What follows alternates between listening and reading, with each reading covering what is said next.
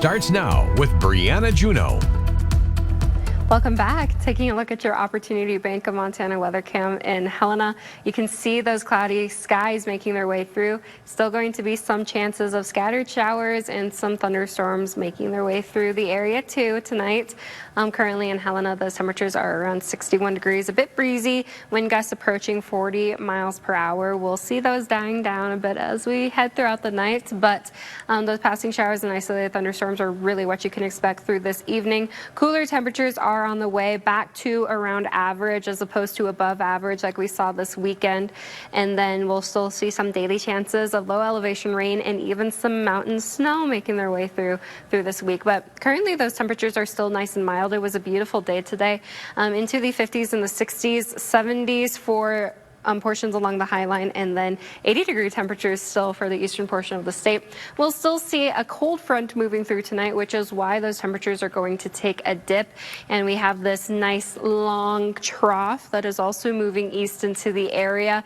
That's going to cool those temperatures down, and then we'll also see that moisture with it. But we do have an upper level ridge that is trying to build in, and that might boost those temperatures back up into the 60s by the end of the week. But it doesn't look like we're going to see those 80-degree temperatures at least for this week. With that moisture, there's going to be some hazards for that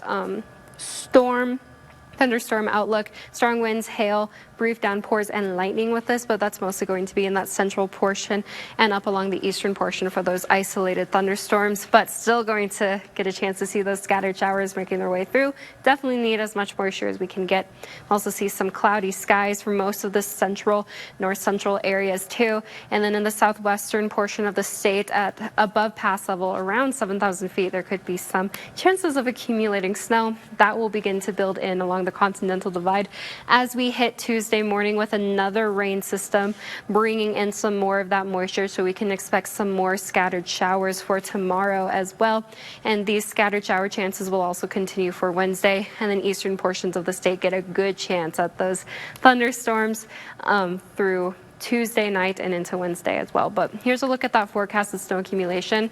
Most of that snow accumulation again is going to stay in those upper elevations in the southwestern portion of the state, and even a couple inches along the continental divide through the next couple of days.